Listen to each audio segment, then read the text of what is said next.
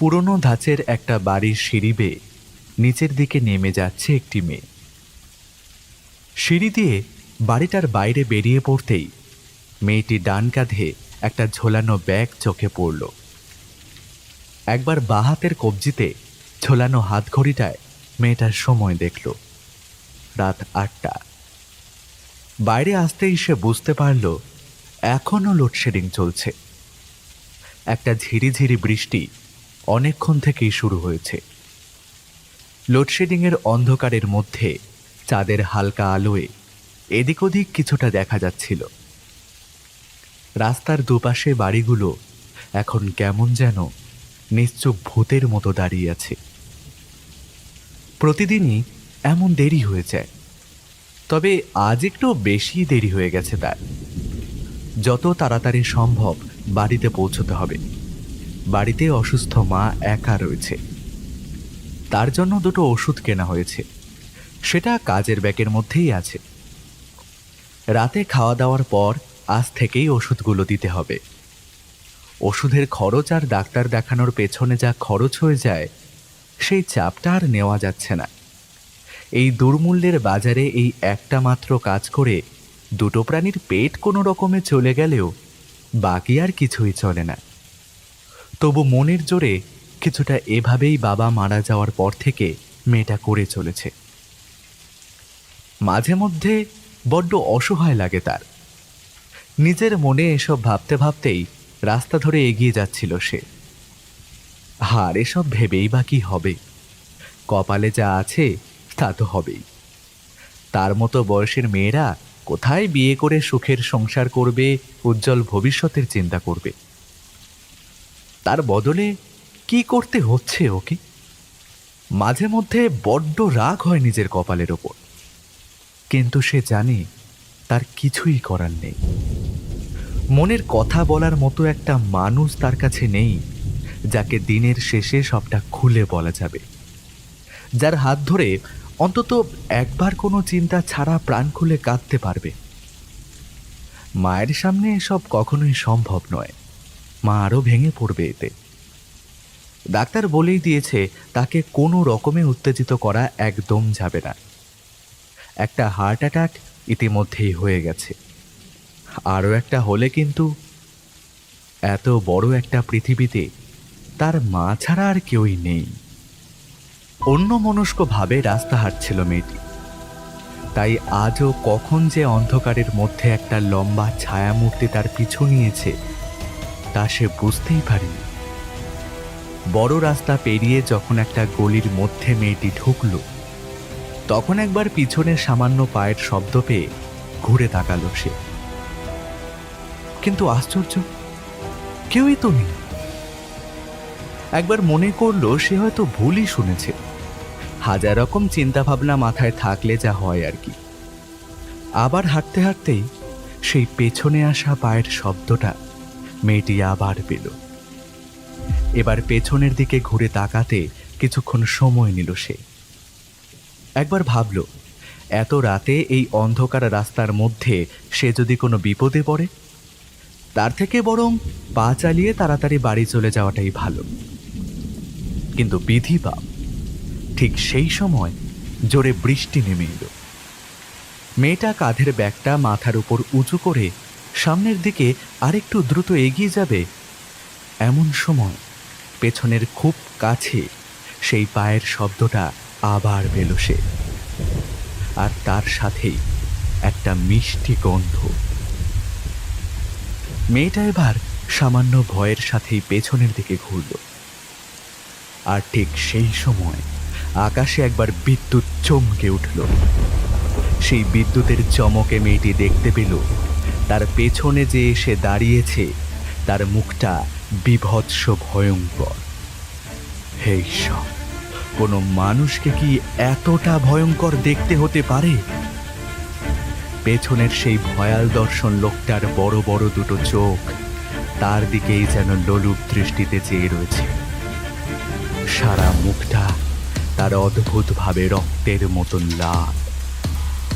সেই হা করা মুখের ভেতর থেকে উঁকি মারছে বড় বড় ধারালো দাঁত। যদি রাতের অন্ধকার না হয়ে দিনের বেলা হতো, তাহলে মেয়েটি নিশ্চয়ই বুঝতে পারত এটা কোনো মুখ নয়, এটা আসলে একটা মুখোশ। কিন্তু এই অন্ধকার রাত্রে একাকী নির্জন রাস্তায় দাঁড়িয়ে হঠাৎ করে পেছনে ঘুরে এরকম একটা বীভৎস মুখ দেখে মেয়েটার মুখ থেকে কেবল একটা আর্তনাদ বেরিয়ে এলো। আর তার সাথে সাথেই লোকটা এগিয়ে এসে মেয়েটার কাছ থেকে এক টানে ব্যাগটা ছিনিয়ে নিয়ে সেই ব্যাগের হ্যান্ডেলটাই মেয়েটার গলায় একবার পাক দিয়ে পেঁচিয়ে ধরল। ঘটনার আকস্মিকতায় মেয়েটা হতভম্ব হয়ে নিজেকে সামলে নেওয়ার আগেই বুঝতে পারল তার নিজের চামড়ার ব্যাগটি তার গলায় এখন মরণ ফাঁসের মতো ক্রমশ চেপে বসছে।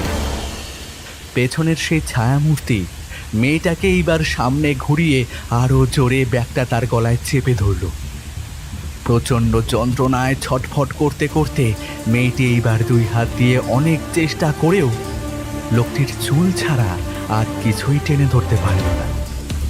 সারাদিনের কাজের ক্লান্তি আর তার সাথে এক রাশ ভয় মেয়েটার শরীরের ক্ষমতা যেন এক নিমেষে অনেকটাই কমিয়ে দিয়েছে।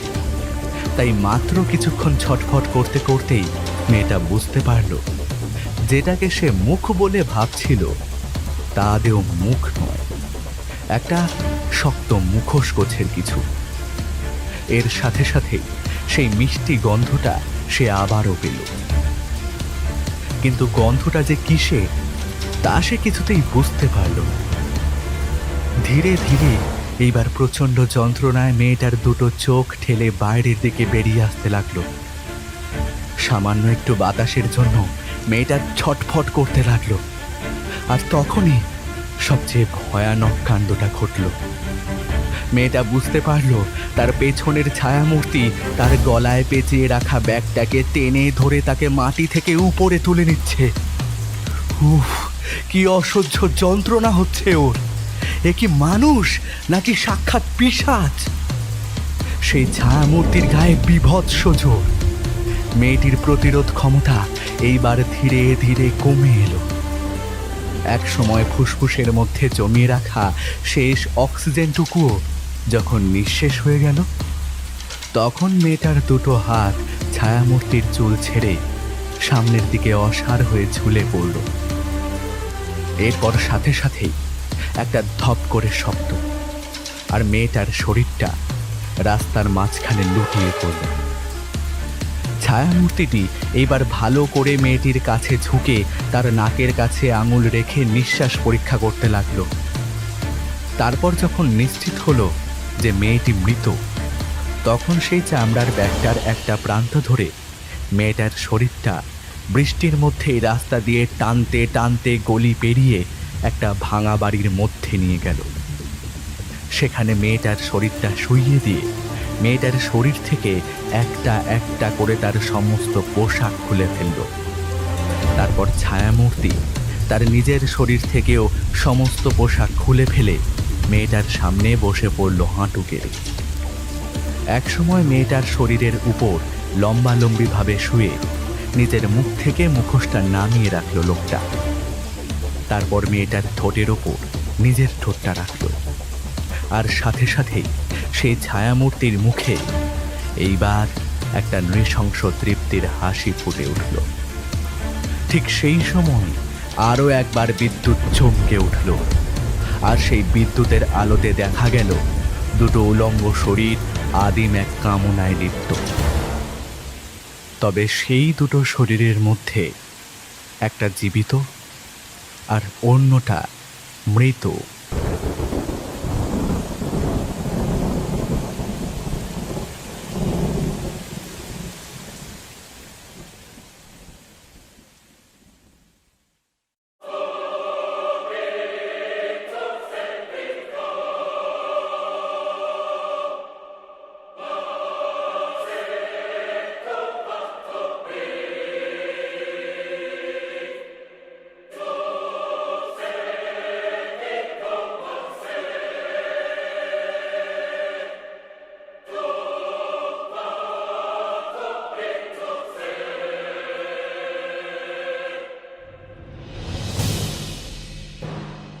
আশির দশক, কলকাতার বুকে একের পর এক ঘটে চলেছে ভয়াবহ খুনের ঘটনা।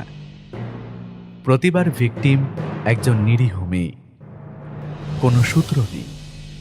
অত্যন্ত ঠান্ডা মাথায় পরিকল্পিতভাবে একটার পর একটা খুন করে চলেছে খুনি।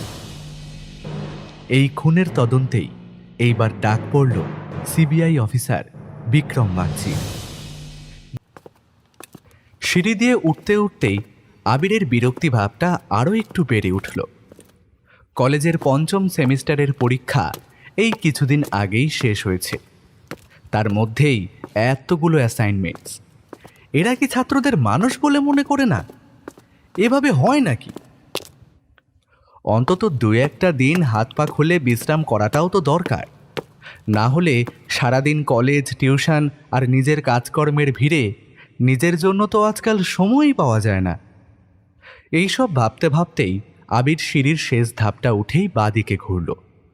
আর তখনই দেখতে পেল আজও সেই মেয়েটা এসেছে। ঠিক যেই চেয়ারটায় আবির বসে, তার থেকে 2টো চেয়ারের পরে বসে একটা মোটা বই খুলে খুব মনোযোগ দিয়ে দেখছে। আবিরের মনের মধ্যে জমে ওঠা বিরক্তিভাবটা যেন এক ঝটকায় কেটে গেল। সামান্য কিছুক্ষণ অপলক চোখে সেদিকে তাকিয়ে থেকে সে কাউন্টারের দিকে এগিয়ে গেল। নিজের পিঠ ব্যাগ থেকে বইটা বার করে কাউন্টারে রাখতে রাখতে বলল, স্যার, এটা রিনিউ করিয়ে দিন। লাইব্রেরির কাউন্টারের উল্টো দিকে বসা ভদ্রলোক এতক্ষণ একটা খাতায় কি যেন লিখছিলেন। আবিরের কথা শুনে তার দিকে তাকিয়ে মুখে সামান্য হাসি এনে বললেন, তোমায় তো আগে কোনোদিনও বই রিনিউ করতে দেখিনি। এটাকে খুব পছন্দ হয়েছে নাকি? আসলে পরীক্ষার চাপে বইটা পড়া হয়ে ওঠেনি সেভাবে। এখনো অর্ধেকের বেশি বাকি রয়ে গেছে। তবে সত্যি বলতে কি স্যার, বইটা আমার তেমন একটা ভালো লাগেনি। তবুও শেষ না করে বই ফেরত দেওয়াটা আমার ঠিক পছন্দের নয়, তাই রিনিউ করাচ্ছি। তা বেশ। ও, এ তো ক্রাইম নভেল দেখছি। তোমার ক্রাইম নভেল খুব পছন্দ বুঝি? ক্রাইম নোভেল ছাড়া অন্য কোনো গল্পের লেখকের বুদ্ধির পরিচয় সেভাবে পাওয়া যায় না স্যার। রোম্যান্টিক গল্প কিংবা ভূতের গল্প তো আমরাও লিখতে পারি। হ্যাঁ, অবশ্যই খুব একটা ভালো হবে না, তবে ক্রাইম নোভেল, গোয়েন্দা গল্প এসব পড়লে কিন্তু লেখক সম্পর্কে একটা ধারণা করা যায়। আর তাছাড়া নতুন নতুন অনেক কিছু জানাও যায়। তা ঠিক। তাহলে তো তোমার শার্লক হোমসও পড়া নিশ্চয়ই। শুধু শার্লক হোমস কেন স্যার, শার্লক, এরকুল পোয়ারো থেকে শুরু করে ইংরেজি সাহিত্যের সব গোয়েন্দাই আমার প্রায় পড়া। আর তাছাড়া আমাদের বাংলা সাহিত্যের ব্যোমকেশ, ফেলুদা, কাকাবাবু, কিরিটি, অর্জুন, কোনটা পড়া হয়নি বলুন তো স্যার? এখনকার এই ডিজিটাল যুগে দাঁড়িয়েও কেউ তোমার মতো এভাবে বই পড়তে ভালোবাসে, সেটা জেনে সত্যিই খুব ভালো লাগছে। তোমার নাম তো আবির, তাই না? হ্যাঁ স্যার, আমি পলিটিক্যাল সায়েন্স নিয়ে কলেজে পড়ছি এখন। আবার সেই রাজনীতি? ওসব আমার আসে না বাবা আবির। তা বললে কি করে হবে স্যার? আমরা প্রত্যেকেই তো রাজনীতির একটা অংশ। ভারতবর্ষ তো গণতন্ত্রের দেশ। আমাদের তো রাজনীতিতে কিছু মৌলিক অধিকার কিংবা কর্তব্য আছে। বিক্রমবাবু আবিরের দিকে কিছুক্ষণ তাকিয়ে রইলেন, তারপর বললেন, তোমার বয়সটা কম আবির। এখন যা জানবে তা সত্যি বলে ভেবে বসবে। তবে পরে বুঝতে পারবে সমস্ত কিছুই ধাপ্পা। তা সেসব নিয়ে কথা বলার কোনো প্রয়োজন নেই। কিন্তু তুমি দারোগা প্রিয়নাথ পড়ে দেখতে পারো, ভালো লাগবে। এই পুলিশের গোয়েন্দা গল্প পড়তে আমার বেশ একটা ভালো লাগে না। পুলিশের আবার গল্প হয় নাকি? সব বানানো। কে বললো তোমার সব গল্প বানানো হয়? পুলিশের সিআইডি বিভাগের নাম শুনেছ তো? তাদের কাজই হলো পুলিশ যে সমস্ত সমস্যার সমাধান করতে পারে না তা তারা সমাধান করে। একটা গোয়েন্দা গল্প ঠিক যতটা রোমাঞ্চকর হয়, সিআইডির কার্যকলাপও কিন্তু তার চাইতে কোনো অংশে কম নয়। বুঝেছো? হ্যাঁ, সেটা হয়তো ঠিক, তবে সেভাবে তো কোনো সিআইডির সাথে আমার পরিচয় হয়নি, তাই তাদের গল্প আমার জানাও হয়নি। জানতে চাও নাকি? যদি কখনো সম্ভব হয় তাহলে গল্প শুনতে রাজি হবে? আবিরের মুখে একটা উজ্জ্বল হাসির ঝলক ফুটে ওঠে। কি বলছেন স্যার? রাজি হব না কেন? বিক্রমবাবু একবার সামনের চেয়ারে বসে থাকা মেয়েটির দিকে তাকালেন, তারপর বললেন, তাহলে একদিন সময় করে এসো, তোমায় একজন সিআইডি রিটায়ার্ড অফিসারের সাথে পরিচয় করিয়ে দেব। আশা করি তার গল্প শুনতে তোমার বেশ ভালো লাগবে। বেশ, স্যার আজ তাহলে আমি আসি, আমার একটু তাড়া আছে আজকে। আচ্ছা, এসো এসো। আবির বইটা আবার পিঠের ব্যাগে নিয়ে চেয়ারে বসে থাকা মেয়েটার দিকে একবার তাকিয়ে সিঁড়ি দিয়ে নিচের দিকে নেমে গেল। সিঁড়ির মুখটা ঘোরার আগে আরও একবার পেছনের দিকে তাকালো। অল্প একটু দেখা যাচ্ছে মেয়েটাকে। তখনও সে সেই মোটা বইটার মধ্যে মুখ গুজে একভাবে বসে রয়েছে। অ্যাসাইনমেন্টের চাপ আর অন্যান্য কাজে বেশ কিছুদিন আবিরের আর লাইব্রেরিতে যাওয়া হলো না। একটু ফাঁকা হতেই তার মনে পড়ল, লাইব্রেরিয়ান স্যার তাকে বলেছিলেন একদিন সময় করে গেলে একজন প্রাক্তন সিআইডি অফিসারের সাথে তার পরিচয় করিয়ে দেবে। আজ আবিরের হাতে বেশ কিছুটা সময় আছে, তাই সে আজই যাওয়ার জন্য ঠিক করল। দুপুরের খাওয়া দাওয়া সেরে পিঠে ব্যাগটা চাপিয়ে মাকে লাইব্রেরিতে যাচ্ছে জানিয়ে আবির বাইরে রওনা দিল লাইব্রেরির উদ্দেশ্যে। এর মধ্যেই তার মনে একটা কৌতূহল দানা বাঁধতে শুরু করেছে। লাইব্রেরিয়ান স্যার তো বলেছিলেন তাকে সিআইডি অফিসারের সাথে পরিচয় করিয়ে দেবে, কিন্তু লাইব্রেরিয়ান স্যার কিভাবে জানবেন যে আবির কবে যাবে, আর তিনি সেই সিআইডি অফিসারকে ডাকবেনই বা কবে? মনের মধ্যে একটা দনমনো ভাব নিয়েই আবির লাইব্রেরিতে গিয়ে পৌঁছল। আজ কিন্তু সেই মেয়েটি আসেনি। আজ লাইব্রেরি কাউন্টারের সামনের চেয়ারগুলো সবকটা ফাঁকা। আবির কাউন্টারের ভেতরে তাকাতেই লাইব্রেরিয়ান স্যারকে দেখতে পেল। তিনি তখনও তার চেয়ারে বসে খাতায় কী সব লিখে চলেছেন এবং মাঝে মাঝেই টেবিলের একপাশে রাখা দু একটা বই তুলে নিয়ে সেগুলো ভালো করে দেখছেন। আবির এই লাইব্রেরিতে আছে আজ 4 বছর হলো। মাঝে মাঝেই গোটা দুপুর সেখানেই কাটিয়ে যায়, তাই সে ভালো করেই জানে এখন লাইব্রেরিয়ান স্যার কী করছেন। নতুন কিছু বই এসেছে হয়তো, তাই সেগুলোর নাম আর অন্যান্য তথ্য লিখে খাতায় বন্দি করছেন। আবির একটা চেয়ারে বসে এদিক ওদিক তাকাতে লাগলো। এই সময় লাইব্রেরিয়ান স্যারকে বিরক্ত করা ঠিক নয়। লাইব্রেরিয়ান স্যার তার কাজ শেষ হতেই আবিরের দিকে তাকিয়ে বললেন, কি ব্যাপার ইয়াং ম্যান, এই কদিন ডুব দিলে কেন? আবির হেসে বলল, ওই যে স্যার বলেছিলাম না, পড়াশোনার চাপ। আচ্ছা স্যার, আপনি বলেছিলেন একজন প্রাক্তন সিআইডি অফিসারের সাথে পরিচয় করিয়ে দেবেন, তিনি কোথায়? তার সাথে পরিচয় তো করাবই, তার আগে তোমায় তার একটা গল্প বলবো। যদি গল্প শুনে পছন্দ হয় তাহলেই তার সাথে পরিচয় করাবো। সামান্য হতাশ হলেও লাইব্রেরিয়ান স্যারের কথাই মেনে নিল আবির। একটা চেয়ার টেনে ওর কাউন্টারের কাছে গিয়ে বসল। লাইব্রেরিয়ান স্যার তার দিকে তাকিয়ে বলতে শুরু করলেন, যে সিআইডি অফিসারের কথা আমি বলছি তার নাম বিক্রম বাগচি। একসময় শুধু কলকাতায় নয়, সারা ভারতে তার নামে বাঘে গরুতে এক ঘাটে জল খেত। হ্যাঁ, আর যে কেসের কথা তোমায় বলছি সেইটাও এই রাজ্যেরই সব থেকে ভয়ঙ্কর এক সিরিয়াল কিলিংয়ের ঘটনা। বলতে পারো একটা নৃশংস কলঙ্কময় অধ্যায়। তার অনেক সূত্রই বহু বছর পর জানা গিয়েছিল। আবির মাথা নাড়ালো।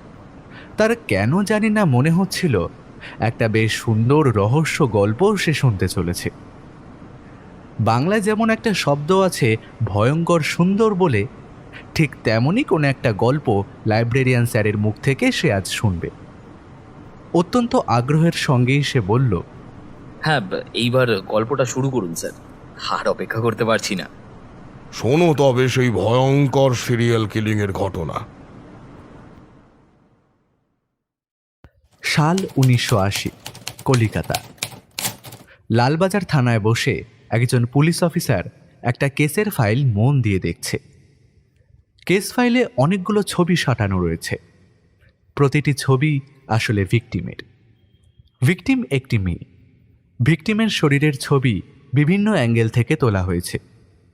ছবিগুলো টেবিলের উপর ছড়িয়ে ছিটিয়ে রাখা, আর তার সাথে একটা ফাইলে কেসটা সম্পর্কে ডিটেইলস লেখা। পুলিশ অফিসার খুব মন দিয়ে কেস ফাইল করতে করতে মাঝে মাঝে ছবিগুলো তুলে নিয়ে দেখছে। এমন সময় থানার সেই ঘরে এসে ঢুকল আরও একজন পুলিশ অফিসার। ঢুকেই সে বলল, কি ব্যাপার সঞ্জয়, আবার তুমি ওই কেসটা নিয়ে পড়লে? এই কেসটা যত দেখছি ততই অবাক হচ্ছে মৃণাল। এত নৃশংসভাবে কেউ কারো খুন করতে পারে? এত বছর হলো পুলিশের চাকরি করছি, কিন্তু এরকমভাবে খুন এর আগে দেখেছি বলে তো কই মনে পড়ে না। কত বছর হলো পুলিশের চাকরিতে? সঞ্জয় এবার মুখ তুলে মৃণালের দিকে তাকালো, তারপর বলল, তোমাদের সাথে 2-3 বছর আছি, তবে এর আগে অন্য জায়গায় প্রায় 7 বছরের মতো তো ছিলাম। এখন থেকে এসবের অভ্যেস করে ফেলো। এই মুহূর্তে একটা খুন হয়েছে যখন, আবার আরও একটা খুন হতেই পারে। কি বলছো মৃণাল? এই একটা খুন নিয়ে আমাদের মাথা খারাপ হয়ে যাবার জোগাড়, তারপরে আবার একটা খুন? এই কেসটা কিছুতেই আমার মাথায় ঢুকছে না। মেয়েটার সম্পর্কে যতটা খোঁজ নিয়েছি, তার তেমন কোনো শত্রু ছিল বলে জানা যায়নি। তাছাড়া কোনো প্রেম ঘটিত ব্যাপারও ছিল না যতদূর জানি। তাহলে খুনটা হলো কেন? আরে সাধারণ তদন্ত হয়ে গেছে যখন, এবার ফাইল বন্দি করে ওই ডেস্কে রেখে দাও। ওদিকে তাকিয়ে দেখো, ওখানে অতগুলো ফাইল রয়েছে, তার সবকটাই আনসলভড কেস। না মৃণাল, এই কেসটা আমি নিজে যদি সলভ করতে না পারি, তাহলেও এত সহজে হাল ছাড়ব না আমি। একটা নিরপরাধ মেয়েকে এমন নৃশংসভাবে যে খুন করেছে, তার শাস্তি হওয়াটা খুব প্রয়োজন। আমি বা আমরা না পারলেও আমার চেনা এমন একজন আছে যে এই কেসটা সলভ করতে পারবে। তাই নাকি? সে কে শুনি? সিআইডি ডিপার্টমেন্টের আমার এক বন্ধু, বিক্রম বাগচি।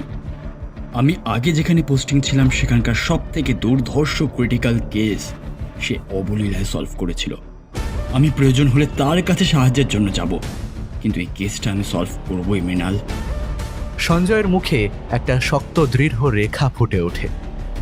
একজন পুলিশ অফিসার হয়ে একটা নৃশংস অপরাধীর কাছে হেরে যাওয়ার চেয়ে সিআইডির চেনা বন্ধুর সাহায্য নিয়ে কেসটা সলভ করে অপরাধীকে শাস্তি দেওয়াটাই সঞ্জয়ের কাছে বেশি গ্রহণযোগ্য বলে মনে হয়। সে গোটা কেস ফাইল আর ছবিগুলোর একটা ভিডিও বানিয়ে নিজের কম্পিউটারে বসে একটা নির্দিষ্ট ইমেল আইডিতে মেইল করে দেয়, আর তার সাথে মেইল সেকশনে লেখে, it's urgent, I need your help Vikram. থানার টেবিলের চারদিকে 4 জন বসে। পুলিশ কমিশনার শতরূপ সান্যাল, এই থানার ওসি সঞ্জয় রায়, ইন্সপেক্টর মৃণাল বর্মন আর সিআইডি অফিসার বিক্রম বাগচি। তাদের আজকের আলোচনার বিষয় মহানগরী কলকাতার বুকে ঘটে যাওয়া এক নৃশংস মৃত্যু। ঘটনাটা দিন 7 আগের। দক্ষিণ কলকাতার একটা পরিত্যক্ত স্থানে একটা মৃতদেহ পাওয়া যায়। একটা মেয়ের মৃতদেহ। মেয়েটির শরীরে কোনো জামা কাপড় ছিল না। তার দুটো চোখ কোনো ধারালো অস্ত্র দিয়ে ক্ষতবিক্ষত করা হয়েছে। সারা শরীরে কোনো ধারালো অস্ত্র দিয়ে লম্বা লম্বা দাগ টানা হয়েছে। সেই লম্বা লম্বা দাগ শরীরের প্রতিটি অংশে রয়েছে। এমনকি সেই ধারালো অস্ত্র দিয়েই তার গলার নলিও কাটা হয়েছে। এবং সবথেকে গুরুত্বপূর্ণ বিষয় যেটা, সেটা হলো খুনের আগে মেয়েটিকে ধর্ষণও করা হয়েছে। মৃতদেহ উদ্ধার হয়েছিল একজন ভবঘুরে কাগজ কুড়োনো ব্যক্তির তথ্যের ভিত্তিতে। সেদিন সকালে ওই পরিত্যক্ত স্থানে সেই লোকটি কাগজ কুড়োতে গিয়ে মৃতদেহটা একটা ভাঙা কম্পার্টমেন্টের মধ্যে দেখতে পায়। প্রথমে ভয় পেয়ে সেই এলাকা ছেড়ে সে পালিয়ে আসে। পরে সে সেই ঘটনা কাছের এক ট্রাফিক পুলিশকে জানালে তিনি তাকে সঙ্গে নিয়ে ঘটনাস্থল দেখতে যায় এবং পরে তাকে আটকে রেখেই পুলিশে খবর দেয়। পুলিশ সেই লোকটিকে জেরা করে অস্বাভাবিক কিছু জানতে না পারায় তাকে শেষে ছেড়ে দেয় এবং সেই মৃতদেহ নিয়ে ফরেন্সিকে পাঠায় তার পোস্টমর্টেম করার জন্য। পোস্টমর্টেম করে জানা যায় মেয়েটির সাথে ধর্ষণ করা হলেও তার খুন আগে হয়েছে, তারপর তাকে ধর্ষণ করা হয়েছে। তার মানে খুনি মেয়েটিকে আগে খুন করে, তারপর তার সাথে যৌন সঙ্গমে লিপ্ত হয়। কিন্তু এমন বীভৎসভাবে মেয়েটিকে কে খুন করল সেটা এখনও পুলিশের কাছে অধরা। আর ওই পরিত্যক্ত স্থানেই বা মেয়েটি কিভাবে এলো তাও জানা যায়নি। মেয়েটির শরীরের জামাকাপড় সমস্তটাই পাওয়া যায় ওই পরিত্যক্ত স্থানেই একটু দূরে। পুলিশের অনুমান কেউ জামাকাপড়গুলো তার শরীর থেকে খুলে ছুঁড়ে ছুঁড়ে ফেলেছে, তাই এক একটা জামাকাপড় এক এক দিকে ছড়িয়ে ছিটিয়েছিল। পুলিশ অনুমান করছে কোনো একজন মেয়েটির পরিচিত ব্যক্তি তাকে অনুসরণ করে তার সাথে এই ঘটনা ঘটায়। তবে মেয়েটির বাড়ির লোক এবং অন্যান্য চেনাজানা লোকেদের সাথে কথা বলেও এমন কিছুই জানা যায়নি যা থেকে কোনো ব্যক্তিকে সন্দেহ করা যায়। এই সমস্ত ঘটনা থানায় বসে থানার ওসি সঞ্জয় রায় সবার সামনে আরও একবার ঝালিয়ে নিল। তারপর বিক্রম বাগচির দিকে তাকিয়ে বলল, বিক্রম, এই কেসটায় আমি তোমার সাহায্য চাই। খুনের প্যাটার্ন দেখে মনে হচ্ছে এই খুনি একরকম মানসিক রোগী। তাকে আটকাতে না পারলে সে এর পরেও কিন্তু আরও খুন করে যাবে। বিক্রম বাগচি এতক্ষণ চুপ করে বসে সমস্ত ঘটনা শুনছিল। দীর্ঘ পেশিবহুল চেহারা, বুদ্ধিদীপ্ত মুখশ্রী, চোখে চশমা আর হাতে ধরা সিগারেট, সব মিলিয়ে প্রথম দর্শনেই লোকটিকে দেখে মনের মধ্যে কেমন যেন একটা সম্ভ্রম জাগে। সব শুনে এবার সে বলল, কেসের সমস্ত ডিটেলস আর যে ছবিগুলো তুমি আমায় পাঠিয়েছিলে সেগুলো আমার রুমে পাঠিয়ে দাও। কেসটা আর একটু খুঁটিয়ে দেখা প্রয়োজন। ওসি সঞ্জয় রায়ের ঘরেই বিক্রম বাগচির বসার ব্যবস্থা করা হলো। বিক্রম বাগচির থাকার জন্য পুলিশের কোয়ার্টারেই একটা ঘরের ব্যবস্থা পুলিশ কমিশনার করে দিয়েছে। এখন কেসটা নিয়ে বিক্রম কিছুক্ষণ একা নিভৃতে বসতে চায় বুঝতে পেরে তাকে আর কেউ ঘাটাতে চাইল না। বিক্রম নিজের ঘরে টেবিলের ওপর সমস্ত ছবিগুলো ছড়িয়ে রেখে আর কেস ফাইলটা হাতে নিয়ে এইবার ভালো করে সবকিছু পরখ করতে লাগলো। ভালো করে দেখতেই তার মনে হলো মেয়েটার শরীরে প্রত্যেকটা আঘাতের প্যাটার্নটা যেন একই রকম। আর সবথেকে গুরুত্বপূর্ণ ব্যাপার হলো আঘাতের ক্ষতগুলোর গভীরতা প্রায় সমান। খুব ভেবেচিন্তে এবং আস্তে আস্তে ধারালো অস্ত্র দিয়ে ক্ষতগুলো না করলে এমনটা হওয়ার কথা নয়। আর গলার কাছের ক্ষতটাও বেশ আশ্চর্যজনক, যেন কেউ গোটা গলাটা গোল করে পেঁচিয়ে পেঁচিয়ে কেটেছে। এবং সবথেকে আশ্চর্যের যেটা, সেটা হলো একটা সমান বৃত্ত গলার চারিদিকে রয়েছে, তার মধ্যে কোনো আঁকা বাঁকা দাগ নেই। একজন খুনি এতটা সময় নিয়ে তার ভিকটিমের শরীরে ক্ষতচিহ্ন আঁকতে যাবে কেন? আর তার চেয়েও বড় কথা, একজন মৃত মানুষের সাথে যৌন সঙ্গম করে খুনি তার কোন উদ্দেশ্য সম্পূর্ণ করতে চাইছে? বেশ কিছুক্ষণ বিক্রম বাগচি একা থাকার পর সঞ্জয় রায় তার ঘরে গেল। তার চেয়ারের উল্টো দিকে বসতে বসতে বলল, কিছু বুঝতে পারছো ব্যাপারটা? হ্যাঁ, দেখো সঞ্জয়, একটা ব্যাপার স্পষ্ট, খুনির কাছে খুন করার জন্য বেশ অনেকটা সময় ছিল। যেভাবে সেই ক্ষতগুলো তৈরি করেছে তাতে তার বেশ খানিকটা সময় লাগার কথা। আর এতে একটা ব্যাপার মনে হচ্ছে যে খুনি এমন কোনো জায়গায় মেয়েটির উপর আক্রমণ করেছে যেখানে কাছে পিঠে খুব একটা কেউ ছিল না। আরেকটা ব্যাপার বিক্রম, মেয়েটার ব্যাপারে আমরা যতটা জানতে পেরেছি তাতে মেয়েটার সাথে কিন্তু কোনো ছেলের কোনো রকম সম্পর্ক বা ওই ধরনের কিছু কিন্তু ছিল না। এখানে খুনের মোটিভটা কিন্তু কি তা আমাদের অজানা। বিক্রম কিচ্ছু বলল না। এই সময় মৃণাল সঞ্জয়কে বাইরে থেকে একবার ডাকতে সে বেরিয়ে চলে গেল। বিক্রম ঘরের মধ্যে বসে কেস ফাইলটা আবারও মন দিয়ে দেখতে লাগলো। পুলিশের গাড়িতে করেই প্রথমে যাওয়া হলো মেয়েটার বাড়িতে। সেখান থেকে মেয়েটার ব্যাপারে যা যা জানা গেল তার সমস্তটাই বিক্রম কেস ফাইলে আগেই দেখেছিল। মেয়েটা একটা প্রাইভেট কোম্পানিতে কাজ করত। প্রায় প্রতিদিন রাত্রেই সে দেরি করেই বাড়ি ফিরত। সেদিনও বেশ রাত করেই বাড়ি ফেরার সময় সে একবার তার বাড়িতে মায়ের সাথে ফোনে কথা বলেছিল, কিন্তু তারপর থেকেই তার মোবাইল ফোন সুইচ অফ। পরদিন সকালে তার বাড়ির লোক থানায় মিসিং ডায়েরি করে। এই ঘটনার প্রায় 2 দিন পর মেয়েটির মৃতদেহ ওই পরিত্যক্ত স্থানে পাওয়া যায়। বিক্রম প্রথমে বুঝতে পারে না এই কেসের তদন্ত ঠিক কোথা থেকে শুরু করা দরকার। সে মেয়েটির অফিসে সবার সাথে কথা বলে এবং মেয়েটির মোবাইল নাম্বার ট্রেস করে তার সাথে কথা বলা বেশিরভাগ লোকজনদের কাছ থেকে এমন কোনো তথ্য বের করার চেষ্টা করে যাতে ওই খুনির সাথে কোনো রকম একটা সম্পর্ক খুঁজে বের করা যায়। কিন্তু কিছুতেই কোনো লাভ হয় না। দেখা যায় মেয়েটির মোবাইল নাম্বারে যাদের সাথে কথা হয়েছে বেশিরভাগ তারা সবাই হয় এই অফিসেরই কর্মচারী আর না হয় তার বাড়ির লোক। তাই এই ব্যাপারটাকে কোনো প্রেম ঘটিত কিংবা ওই ধরনের কেস বলে প্রথমেই বিক্রম বাতিল করে দেয়। বিক্রমের জন্য বরাদ্দ করা পুলিশের কোয়ার্টারটা আকারে আর আয়তনে বেশ বড়। সেখানেই আরামকেদারায় গা এলিয়ে দিয়ে সে কেসটা নিয়ে ভাবতে শুরু করলো। কোয়ার্টারের বাইরের জানলা দিয়ে সামনে একটা খোলা মাঠ দেখা যায়। তখন সময়টা বিকেল। সেই ফাঁকা মাঠে কয়েকজন বাচ্চা ছেলে ফুটবল খেলছে। বিক্রম সেদিকে তাকিয়ে থাকলেও তার মাথায় বারংবার একটা কথাই ঘুরতে থাকে, খুনের কারণটা কি? এমন নয় তো যে মেয়েটা এমন কিছু জেনে ফেলেছিল বা দেখতে পেয়েছিল যা খুনির জন্য বেশ ভয়ের? কিন্তু সেই ক্ষেত্রে তো সে সেই কথাটা অন্য কাউকে নিশ্চয়ই বলে থাকবে। অঙ্কটা কোথায় যেন একটা মিলছে না। এভাবেই প্রায় 2 দিন পার হয়ে গেল। বিক্রম এই সময় আরও একটা কাজ করল। কি মনে হতে এই থানার আন্ডারে যে সমস্ত আনসলভড কেস ছিল সেই সমস্ত কেসগুলো সে খুঁজে বার করতে শুরু করলো। একটার পর একটা ফাইল দেখতে দেখতে হঠাৎ করেই একটা ফাইলে বিক্রমের চোখ আটকে গেল। ফাইলের কেস ডিটেলসের সাথে যে ছবিগুলো রয়েছে সেই ছবিগুলো সে বার করে টেবিলের উপর সাজিয়ে রাখল। এই কেসটা প্রায় মাস 7 আগে। এখানেও খুনের ভিকটিম একটি মেয়ে। এই খুনটা করা হয়েছে একটা চামড়ার ব্যাগের হ্যান্ডেল গলায় পেঁচিয়ে।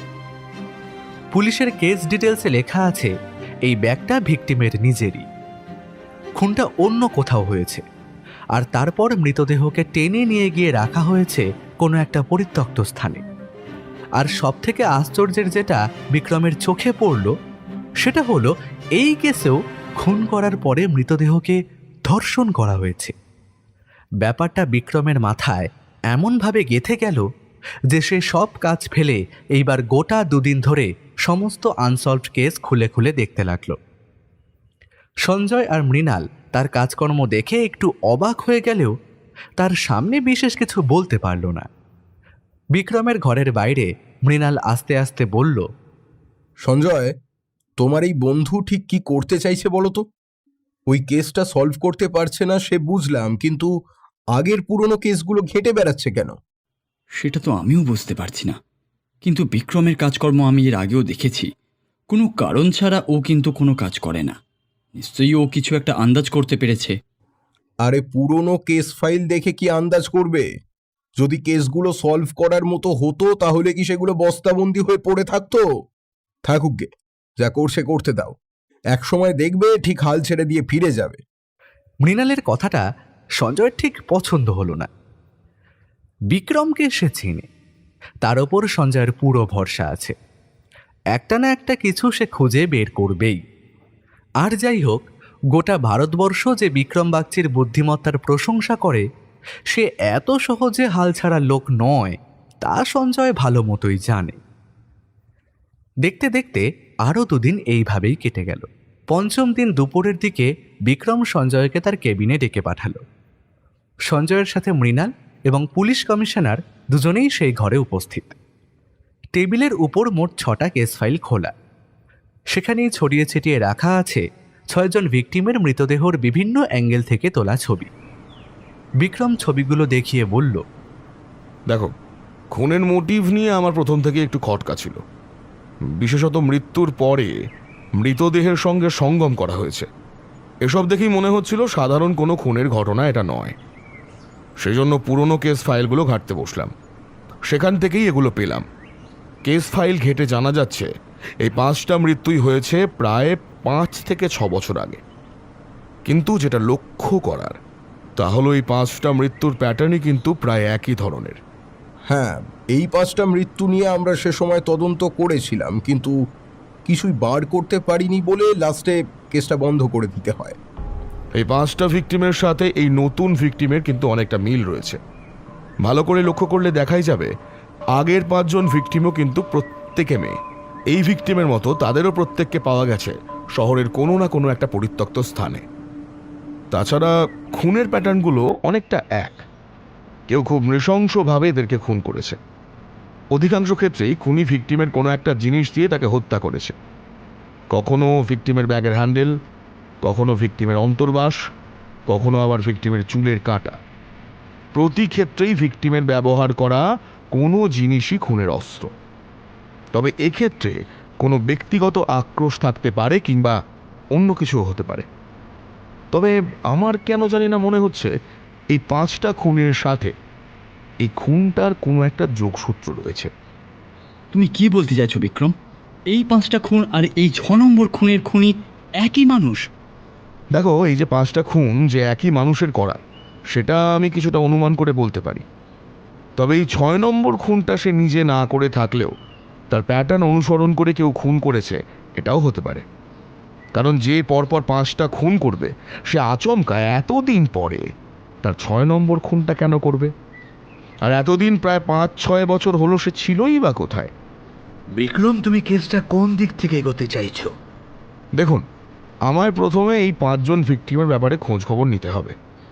কারণ 6 নম্বর ভিকটিমের ব্যাপারে আমরা জানি, কিন্তু এই 5 জন ভিকটিমের ব্যাপারে আমরা কিছু তথ্য জানলেও সম্পূর্ণ বিশদে কোনো তথ্য আমাদের জানা নেই। ঠিক আছে, তাই এই কাজটা আমাদের করতে হবে, আর এটা আমি একাই করতে চাই। বেশ, কিন্তু আমার একটা ছোট্ট প্রশ্ন আছে। আচ্ছা, যদি মনে করি যে এই খুনি একজনই, তাহলে সে শহরের পরিত্যক্ত স্থানগুলোকে বেছে নিচ্ছে কেন? সামান্য ভুল করছো সঞ্জয়। একটু ভালোভাবে রিপোর্টগুলো লক্ষ্য করলেই বুঝতে পারবে, প্রতিটা ভিকটিমের ক্ষেত্রেই তাদের শরীরে টেনে হিঁচড়ে নিয়ে যাওয়ার একটা দাগ রয়েছে। মানে খুনটা যেখানে হয়েছে তার থেকে অন্য কোথাও মৃতদেহ সরিয়ে নিয়ে গিয়ে খুনি তার পরবর্তী কার্যকলাপ মানে ধর্ষণ এবং তারপর মৃতদেহ সেখানেই ফেলে রাখে। একটা ব্যাপার আমার মাথায় আসছে না সঞ্জয়, খুনি প্রতিবার একটা করে পরিত্যক্ত জায়গা বেছে নিয়েছে। তার মানে এই শহরের প্রত্যেকটা পরিত্যক্ত জায়গা সম্পর্কে তার কিন্তু ভালো রকম নলেজ রয়েছে। অতি সাধারণ কারোর ক্ষেত্রে এটা কিন্তু সম্ভব নয়। হয় খুনি ভবঘুরে পাগল গোছের কেউ, যে সারাদিন শহরের এখানে ওখানে ঘুরে বেড়ায়, আর না হলে আপনি যদি চান তাহলে আমরা ওই 5 জন ভিকটিমের বাড়ির লোকের সঙ্গে আবার কথা বলতে পারি এবং যে সমস্ত তথ্য আমাদের কেস ফাইলে রয়েছে সেগুলো আরও একবার ঝালিয়ে নেওয়া যেতে পারে। হ্যাঁ, সেটা তো করতেই হবে। তবে আমি এ ব্যাপারে কিছু কাজ একাই করতে চাই। যদি আমার প্রয়োজন হয় তখন আমি আপনাদের সাহায্য নেব। মিটিং এখানেই শেষ হলো। পুলিশ কমিশনার আর মৃণাল বেরিয়ে যেতেই সঞ্জয়ও তাদের পিছু পিছু বেরিয়ে যাচ্ছিল। ঠিক তখনই পিছন থেকে বিক্রমের গলা শোনা গেল। সঞ্জয়, তোমার কাছে আমার একটা কথা জানার আছে। কি কথা বলো? দেখো, এই যে 5 জন ভিকটিমের কেস ফাইল তোমার কাছে রয়েছে, এদের মৃতদেহের যখন পোস্টমর্টেম হয়েছিল তখন জানা যায় যে তারা ধর্ষণ হয়েছিল। কিছু ক্ষেত্রে ভিকটিমের জামায় খুনির চুল, নখ বা বীর্য পাওয়ার কথা। সেক্ষেত্রে ওগুলো নিয়ে কি কোনো রকম ডিএনএ টেস্ট করা হয়েছিল? আসলে সত্যি কথা বলতে, এই কেসটা যখন হয় তখন আমি এই থানায় ছিলাম না। আমার এখানে পোস্টিং হয়েছে তার আরও পরে।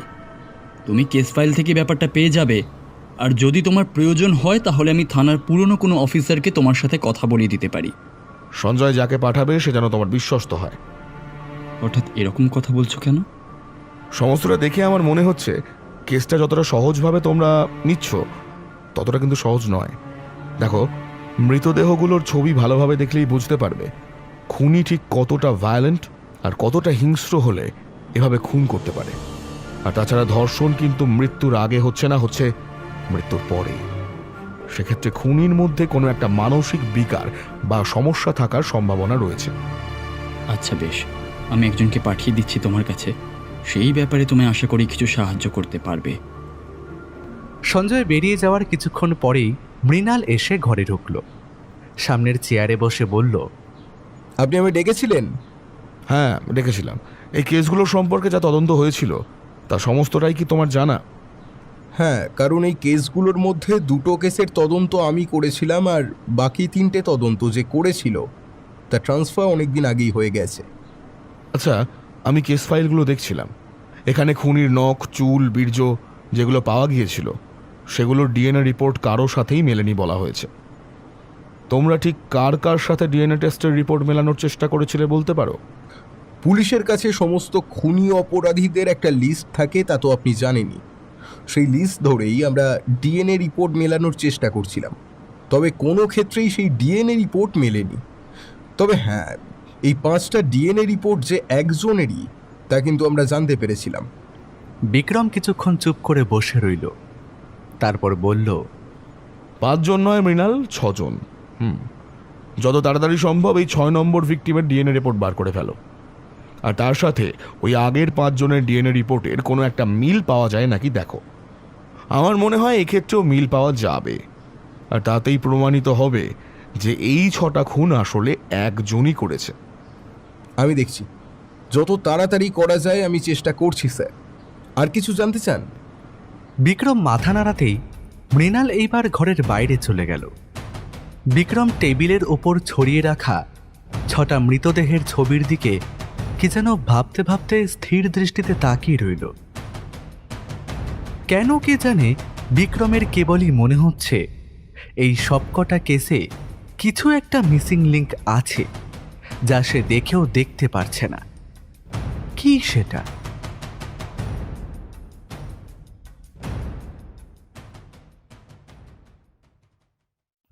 প্রায় 4 দিন ধরে তদন্তের ওই 5 জন ভিকটিমের বাড়ির লোক এবং তাদের ব্যাপারে যা যা তথ্য এতদিন পরেও জানা সম্ভব তা বিক্রমের হাতে চলে এলো।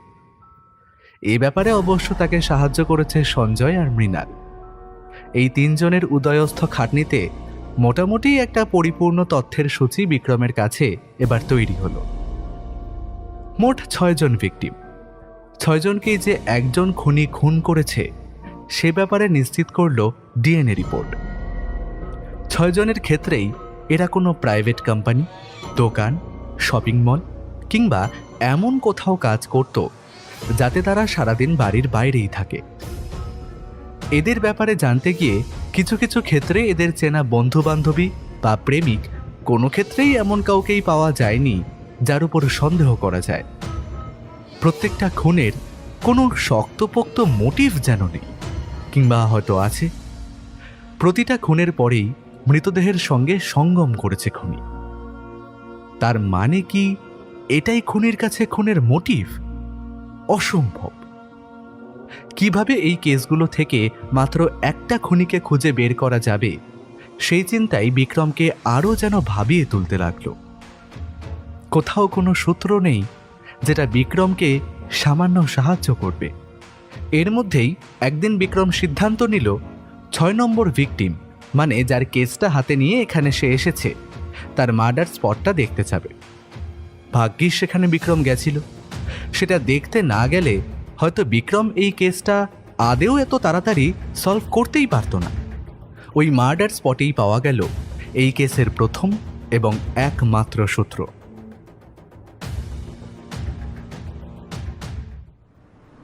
একটানা এতটা গল্প বলে লাইব্রেরিয়ান স্যার থামলেন। এতক্ষণ একটানা অবাক হয়ে লাইব্রেরিয়ান স্যারের দিকে তাকিয়ে আবির গল্প শুনছিল। লাইব্রেরিয়ান স্যার হাসি মুখে আবিরের দিকে তাকিয়ে রইলেন কিছুক্ষণ। আবির ঘড়ির দিকে তাকিয়ে দেখল ঘড়িতে 5টা বাজে, আর প্রতিদিন 5টার সময় এই লাইব্রেরি বন্ধ হয়। গল্পের বাকিটা শোনার জন্য তার মন উসখুস করতে লাগলো, কিন্তু আজ আর কিছুই করার নেই। আবার তাকে কাল আসতে হবে। আবির পিঠে ব্যাগ তুলে নিয়ে বেরিয়ে যেতে যেতে বলল, আচ্ছা, কাল কিন্তু বাকি গল্পটা শুনেই যাব স্যার। লাইব্রেরিয়ান স্যার হাসলেন, কিন্তু কিছু বললেন না। গোটা রাতটা আবির মনের মধ্যে একটা কৌতূহল নিয়েই ঘুমল। এমন নৃশংসভাবে 6টা মেয়েকে খুন করল কে? গল্পের সেই সিআইডি অফিসার বিক্রম এবং পুলিশ অফিসার মৃণাল আর সঞ্জয় তদন্ত করেও সেই 6 জন ভিকটিমের সাথে এমন কোনো মানুষের পরিচিতি খুঁজে বার করতে পারেনি যার কোনো মোটিভ থাকতে পারে ওদের খুন করার পেছনে। আর তাছাড়া এমন নৃশংসভাবে খুন হবেই বা কেন? আর সব থেকে অদ্ভুত যেটা, তা হলো কোনো মানুষ মৃত মেয়েদের সাথে এরকম সঙ্গম করতে যাবেই বা কেন? সে কি আদৌ মানুষ, না সাক্ষাৎ পিশাচ? অনেক চেষ্টা করেও কিন্তু পরদিন আর লাইব্রেরিয়ান স্যারের কাছে লাইব্রেরিতে আবির যেতে পারল না। এটা ওটা কাজে আটকে যাওয়ার জন্য প্রায় 3 দিন পর আবির লাইব্রেরিতে পৌঁছল। আজও লাইব্রেরি রুমে তারা 2 জন ছাড়া অন্য কেউ নেই। আগের দিনের মতোই লাইব্রেরিয়ান স্যারের কাউন্টারের উল্টো দিকে একটা চেয়ার টেনে আবির বসে পড়ল। লাইব্রেরিয়ান স্যার আবারও বলতে শুরু করলেন। সাল 1980, কলিকাতা। অদ্ভুত সিরিয়াল কিলিংয়ের ঘটনা নিয়ে আপাতত কলকাতা তোলপাড়। কিভাবে যেন খবরের কাগজের লোকেরা পুরো ঘটনার ব্যাপারে জানতে পেরে গেছে। নিত্যদিন এই খুনের বিষয়ে নানান খবর বেরোচ্ছে কাগজে এবং শহরের লোক তাতে ভয়ে অস্থির হয়ে পড়েছে। মেয়েরা তো রাতের বেলা বাড়ির থেকে বেরোতেও ভয় পাচ্ছে। এদিকে পুলিশের তদন্তেও কিছুই উঠে আসেনি এখনো। আগের কিংবা এখনের এমন কোনো তথ্য পাওয়া যাচ্ছে না যার থেকে এই খুনগুলোর পেছনের মোটিভটা বোঝা যেতে পারে। আগের 5টা খুনের ক্ষেত্রেও প্রত্যক্ষদর্শী কেউ নেই, আর তাছাড়া তাদের বাড়ির ঠিকানা কিংবা বন্ধুবান্ধব, কাজের জায়গা এইসব কিছু ঘেটেও এমন একজন ব্যক্তিকেও খুঁজে পাওয়া যায়নি যার উপর সন্দেহ করা যায়। এর উপর জানা গেল আগের 5টা খুনের সময় মৃণালবাবু সন্দেহ করে বেশ কয়েকজনকে থানায় ধরে এনে দীর্ঘ জিজ্ঞাসাবাদ করেছে এবং 2-1জনের ক্ষেত্রে রামধোলাইও দিয়েছে, কিন্তু এসব করেও কোনো লাভ হয়নি। সবথেকে বেশি যে জিনিসটা বিক্রমের নজর কাড়ল তা হলো প্রত্যেকটা খুনের ক্ষেত্রে খুনি খুব সাবধানে, অতি সন্তর্পণে তার সমস্ত কাজ করেছে। খুনি খুন এবং ধর্ষণ করার সময় হাতে হ্যান্ড গ্লাভস ব্যবহার করেছে এবং খুনের জায়গাতে কিংবা ধর্ষণের জায়গাতেও কিন্তু নিজের সামান্য কোনো সূত্র পর্যন্ত খুনি ফেলে রেখে আসেনি, যেটা ধরে তার কাছে পৌঁছানো যায়। এই ব্যাপারটা বিক্রমকে সবথেকে বেশি অবাক করল, কারণ খুনি যতই সাবধানের সাথে কাজ করুক না কেন কোনো না কোনো সূত্র সে রেখে যাবেই, কিন্তু এক্ষেত্রে তা একদমই পাওয়া যায়নি। যখন বিক্রম বেশ খানিকটা দিশেহারা হয়ে পড়েছে সমস্ত কিছু নিয়ে, তখনই একদিন সঞ্জয় তার কাছে এসে বলল, কেসটা তো কোনো দিকেই এগোচ্ছে না বিক্রম। তো তুমি কি আরেকবার দেখতে যাবে ওই মার্ডার স্পটটা? মার্ডার স্পট কি তোমরা খুঁজে বের করে ফেলেছো? ভুলে যেও না, মার্ডার স্পট কিন্তু আলাদা। প্রথমে এক জায়গায় খুন করে তারপর সেখান থেকে মৃতদেহ টেনে এনে অন্য জায়গায়, মানে ওই পরিত্যক্ত বাড়ির মধ্যে ফেলা হয়েছে। মার্ডার স্পট সম্পর্কে আমরা একটা অনুমান করতে পেরেছি, কারণ যেদিন আমরা মৃতদেহ খুঁজে পেয়েছি তার ঠিক 2 দিন আগে শহরে বেশ বৃষ্টি হয়েছিল, আর ভিকটিমের জামা কাপড় থেকে আমরা কাদামাটির সন্ধান পেয়েছি। কিছুটা খোঁজ খবর চালাতেই এই কাদামাটি ঠিক কোথা থেকে লেগেছে তা আমরা জানতে পেরেছি। তাই মার্ডার স্পট সম্পর্কে মোটামুটি একটা ধারণা এখন আমাদের কাছে আছে বিক্রম। এই কথাটা শোনা মাত্রই বিক্রমের মুখে হঠাৎ যেন একটা আশার আলো ফুটে উঠল। সে সাথে সাথেই আগের কেসের ছবিগুলোর সাথে 6 নম্বর ছবিটা মিলিয়ে ভালো করে দেখতে দেখতে বলল, তাই তো, এত বড় সূত্রটা আমি মিস করে গেলাম কি করে? দেখো দেখো সঞ্জয়, শুধু 6 নম্বর ভিকটিমই নয়, বাকি 5টা ভিকটিমের ক্ষেত্রেও কিন্তু তাদের পোশাকে কাদামাটির একটা দাগ রয়েছে। এর মানে তো একটাই হতে পারে। বিক্রম সঞ্জয়ের মুখের দিকে সোজাসুজি তাকিয়ে বলল, এর মানে হলো এই প্রতিটা খুন হয়েছে কোনো না কোনো বৃষ্টির রাতে। কিন্তু আমি এটাই বুঝতে পারছি না যে উনি যদি একই লোক হয় তাহলে সে মাঝখানে এতগুলো বছর একটাও খুন না করে চুপ করে বসে রইল কেন? তার অনেক কারণ হতে পারে সঞ্জয়, তবে সেটা নিয়ে ভাবার আগে আমাদের মনে হয় একবার মার্ডার স্পট আর ওই পরিত্যক্ত জায়গাটা দেখা দরকার। পুলিশের গাড়িতে করেই বিক্রম, সঞ্জয় আর মৃণাল বেরিয়ে গেল সেই 6 নম্বর খুনের স্পটের উদ্দেশ্যে। যথাস্থানে পৌঁছে প্রথমেই তারা গেল সেই পরিত্যক্ত ঘরটায় যেখানে মৃতদেহ পাওয়া গিয়েছিল, একটা পরিত্যক্ত কারখানার মতো জায়গাটা। মৃণাল ওদের পথ দেখিয়ে সেই ঘরে নিয়ে গেল যেখানে মৃতদেহ পড়েছিল। এখানেও এদিকে ওদিকে ভালো করে খুঁজেও কিন্তু বিক্রম এমন কিছুই পেল না যেটার সাথে এই খুনের কোনো সম্পর্ক থাকতে পারে। তারপর এক সময় বেশ হতাশ হয়েই বলল, চলো আমরা সেই মার্ডার স্পটটা একবার দেখে আসি। ওরা কারখানার জায়গাটা থেকে বেরিয়ে গাড়ির দিকে যাচ্ছে, ঠিক এমন সময় দূরে একজনকে দাঁড়িয়ে থাকতে দেখল ওরা। লোকটাকে দেখে বিক্রমের মনে হলো লোকটা যেন ওদের উপরে নজর রাখছিল, কারণ ওদেরকে বেরোতে দেখেই লোকটা হঠাৎ ভূত দেখার মতো একটা চিৎকার করে ছুটে গেল বড় রাস্তার দিকে।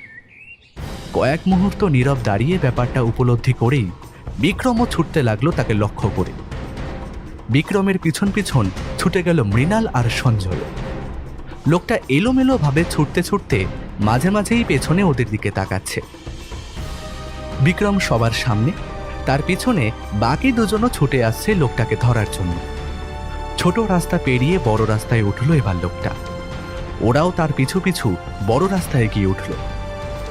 বিক্রম এইবার বন্দুকে একটা ফায়ার করে চেঁচিয়ে উঠল, দাঁড়াও দাঁড়াও বলছি। লোকটা কিন্তু তার কথা শুনতে পেলেও দাঁড়ালো না, তার বদলে আরও জোরে ছুটতে গিয়ে হঠাৎ করেই রাস্তা পার হওয়ার সময় একটা গাড়ির সাথে আচমকা ধাক্কা খেল। এই প্রচণ্ড ধাক্কায় লোকটা ছিটকে গিয়ে বেশ খানিকটা দূরে পড়ল। সাথে সাথেই বিক্রম দৌড়ে গিয়ে লোকটাকে তুলতে তুলতেই বুঝতে পারল তার মাথায় সাংঘাতিক আঘাত লেগেছে। বিক্রম তার সামনে ঝুঁকে পড়ে বলল, সত্যি করে বলো, তুমি আমাদের ফলো করছিলে কেন? লোকটা বিক্রমের মুখের দিকে তাকিয়ে কিছু একটা ফিসফিস করে বলে উঠল, মুখোশ মুখোশ, রাক্ষসের মুখে ভয়ঙ্কর মুখোশ। সর্ষের মধ্যেই ভূত আছে, সর্ষের মধ্যেই ভূত আছে, ওরে বাবা রে। পরক্ষণেই সেখানে এসে উপস্থিত হলো মৃণাল আর সঞ্জয়। লোকটা কিন্তু এবার বিক্রমের মাথার পাশ দিয়ে মৃণালের এবং সঞ্জয়ের দিকে একবার তাকিয়েই ভয়ে আবার কাঁপতে কাঁপতে জ্ঞান হারালো।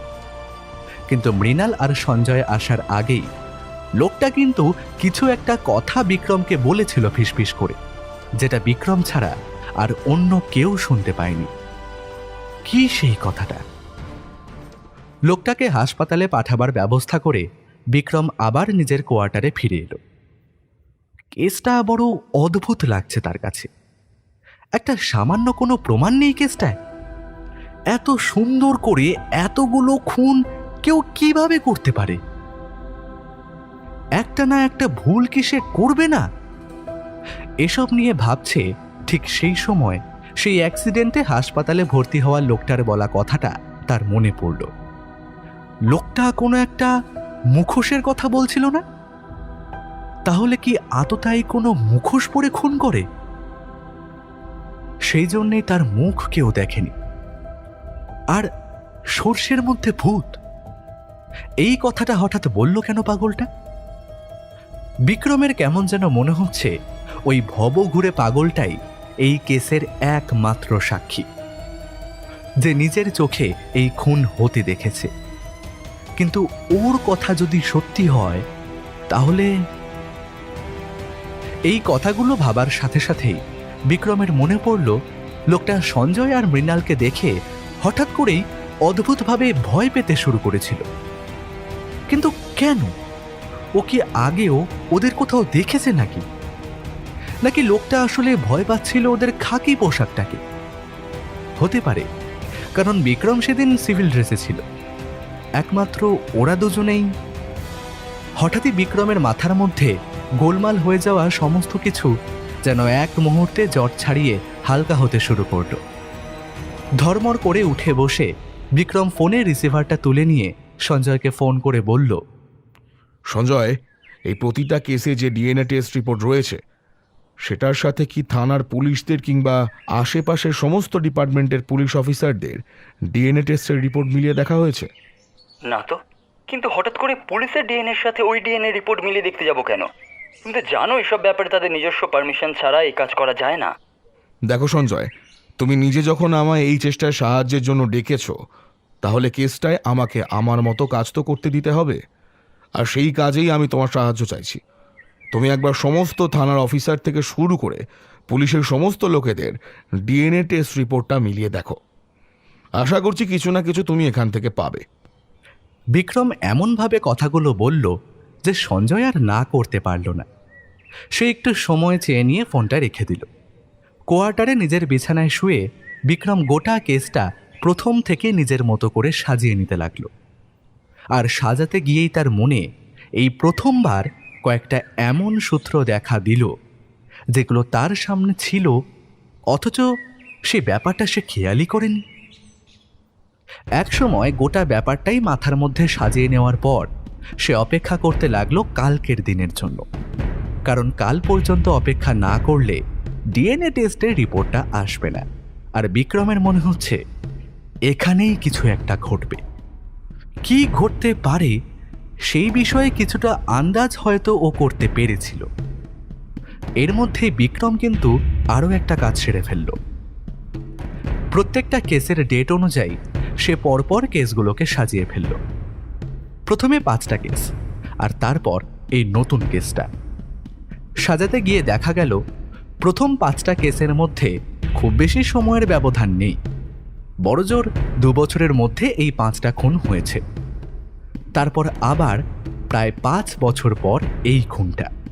এবার ভালো করে দেখতে দেখতে আরও একটা ব্যাপার বিক্রম লক্ষ্য করল। প্রথম খুনের সাথে পঞ্চম খুনের প্যাটার্ন অনেকটা একই হলেও প্রথম খুন খানিকটা অগোছালো। তবে এখনো অবধি যতগুলো খুন হয়েছে সবকটা বেশ পরিকল্পনা মাফিক, আর একটাও সূত্র না রেখে হয়েছে। প্রথম খুনের ক্ষেত্রে মার্ডার স্পট এবং ধর্ষণ করার জায়গায় সামান্য কিছু সূত্র ছিল, তবে সেগুলো এখন আর কোনো কাজে লাগার কথা নয়। যেমন একটা সিগারেটের টুকরো, একগাছা দড়ি কিংবা একটা চশমার ডাট। এগুলো থেকে এত বছর পরে আর কারোর আইডেন্টিটি বার করা সম্ভব নয়।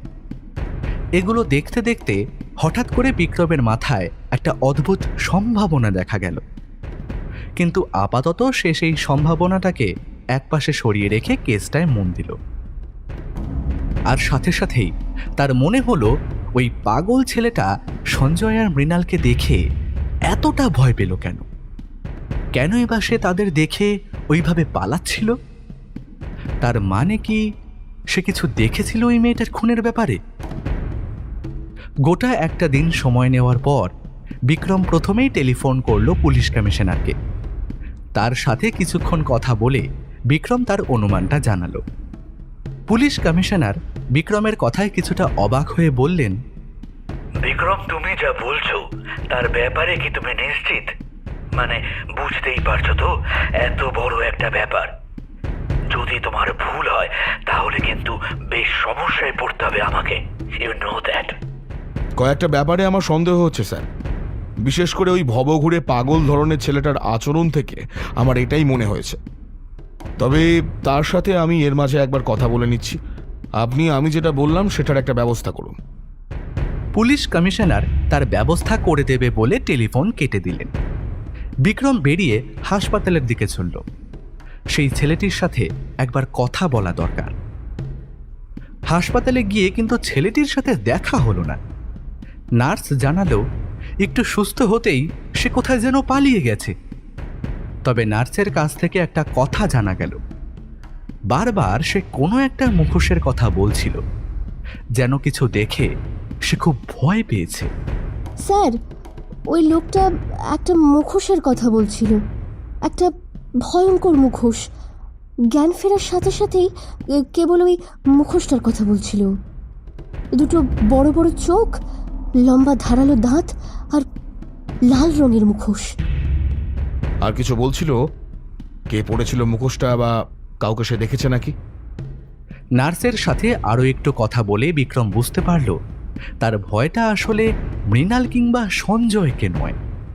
তার ভয় আসলে ওদের গায়ে যে পুলিশের পোশাক ছিল সেই পোশাকটা। কিন্তু একজন পাগল ভবঘুরে লোক হঠাৎ পুলিশের পোশাকে এতটা ভয় পেতে যাবে কেন, সেটাই বিক্রমের চিন্তার কারণ হয়ে দাঁড়াল।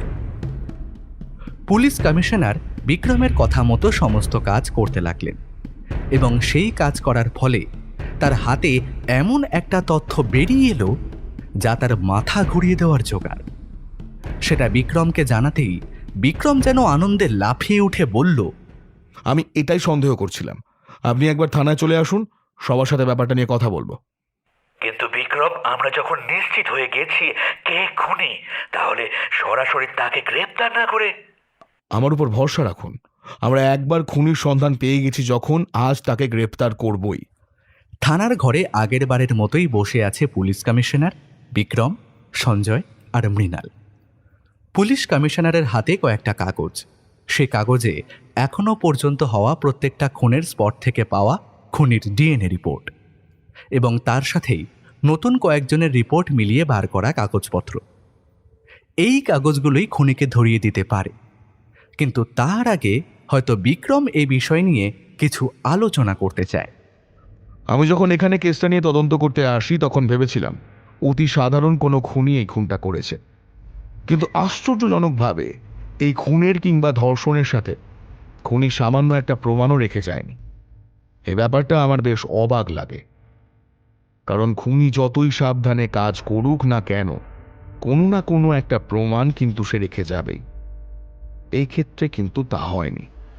তার উপর খুনটা নিয়ে তদন্ত করতে গিয়ে বেরিয়ে আসে আজ থেকে প্রায় 5 বছর আগে ঠিক একইভাবে হয়ে চলা 5টা খুন। অর্থাৎ কেসটা আদৌ কোনো সাধারণ খুনের নয়, বরং এটা একটা সিরিয়াল কিলিং। কিন্তু প্রশ্ন হলো, এটা সিরিয়াল কিলিং হলে মাঝখানে এই 5 বছর খুন বন্ধ রইল কেন? এই কেসের ইনভেস্টিগেটিং অফিসার সঞ্জয় কিন্তু এই থানায় এসেছে মাত্র 2-3 বছর আগে, তাই আগের ঘটনা তার জানার কথা নয় সেভাবে। সে ব্যাপারে জানতো মৃণাল, তাই তার সাথে কথা বলে আমি আগের খুনগুলোর তদন্তের রিপোর্ট এবং এখনকার খুনের তদন্তের রিপোর্ট দেখে 6টা খুনের তদন্তই একসাথে চালাতে থাকি। কিন্তু একমাত্র প্রথম খুন ছাড়া বাকি কোনো খুনেই কিন্তু কোনো রকম সূত্র কিংবা প্রমাণ খুনি ছেড়ে যায়নি। আর তার সাথে খুনি খুব বিবেচনা করেই খুন করার পর ধর্ষণের জায়গাগুলো বেছে নিচ্ছিল, যাতে খুব সহজে মৃতদেহ উদ্ধার করা না যায়। আর খুনি বেছে নিচ্ছিল এমন কোনো রাত যে রাতে বৃষ্টি হয়েছিল। গোটা কেসটা নিয়ে তদন্ত করতে গিয়ে আমি প্রতিবার খুনির বুদ্ধি এবং সূত্র লুকিয়ে খুন করার ব্যাপারটাকে তারিফ করে চলেছিলাম। খুনি হয়তো বেঁচে যেত, তবে আমার মনে হয় 6 নম্বর খুনের সময় তাকে কোনোভাবে ওই পাগল ভবঘুরে লোকটা দেখে ফেলেছিল। কিন্তু যে কারণেই হোক তার মুখ দেখতে সে পায়নি, শুধু দেখতে পেয়েছিল তার শরীরের পোশাক। যেদিন তাকে আমি ধরে ফেলি সেদিন মৃণাল আর সঞ্জয়কে দেখে সে খুব ভয় পেয়েছিল, কিন্তু আমাকে দেখে ভয় পায়নি, কারণ আমার গায়ে কিন্তু পুলিশের পোশাক ছিল না, তা ছিল ওদের গায়ে। সম্ভবত ওদের দেখেই ও ভয় পেয়েছিল। সেখানেই কোথাও গিয়ে আমার প্রথম অঙ্কটা মিলে যায়। একমাত্র পুলিশই জানে কিভাবে কোন সূত্র লুকিয়ে রেখে খুন করলে তাকে সহজে কেউ ধরতে পারবে না। আর তাছাড়া পুলিশ নিজেই চাইলে ইনভেস্টিগেশনের সময় সেই সূত্রগুলো লুকিয়ে ফেলতে পারে। ডিএনএ রিপোর্টের ক্ষেত্রেও পুলিশের ছাড় পেয়ে যাবার সম্ভাবনাটা বেশি ছিল, কারণ পুলিশ কখনোই নিজে পুলিশের নিজস্ব লোকেদের প্রোফাইল ডিএনএ টেস্টের রিপোর্টে মিলিয়ে দেখতে যাবে না। আমি নিশ্চিত ওই ভবঘুরে পাগল লোকটা ওদের গায়ের পোশাক দেখেই শিউরে উঠেছিল।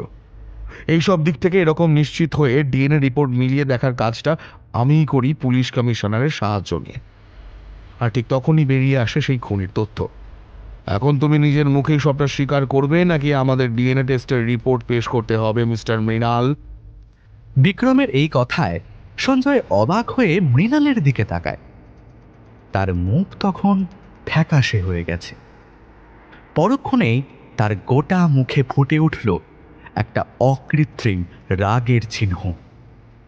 একভাবে কিছুক্ষণ বসে থেকে দাঁতে দাঁত ঘষতে ঘষতে সে বলল, শুধু ডিএনএ টেস্টের রিপোর্টে আমাকে খুনি বলে প্রমাণ করা যাবে না বিক্রম বাগচি, তার জন্য আরও প্রমাণ দরকার।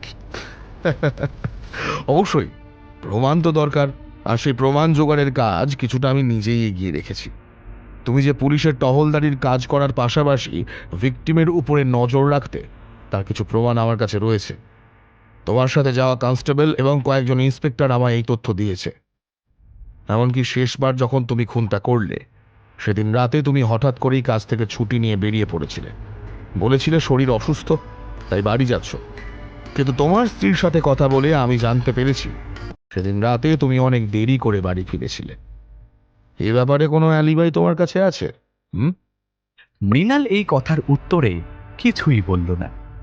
তার বদলে শান্ত কণ্ঠে উত্তর দিল, আমায় কিন্তু খুন করতে কেউ দেখেনি বিক্রমবাবু। আর যদি আমি খুন করে থাকি তাহলে এতগুলো বছর মাঝখানে আমি চুপ করে রইলামই বা কেন? হ্যাঁ, তুমি বোধহয় ভুলে যাচ্ছ 5 বছরের জন্য তোমাকে এই থানা থেকে অন্য কোথাও বদলি করে দেওয়া হয়েছিল, আর এখানে আবার বদলির জন্য আবেদন তুমি নিজেই করেছিলে। এ তথ্য পুলিশ কমিশনারের কাছে আছে।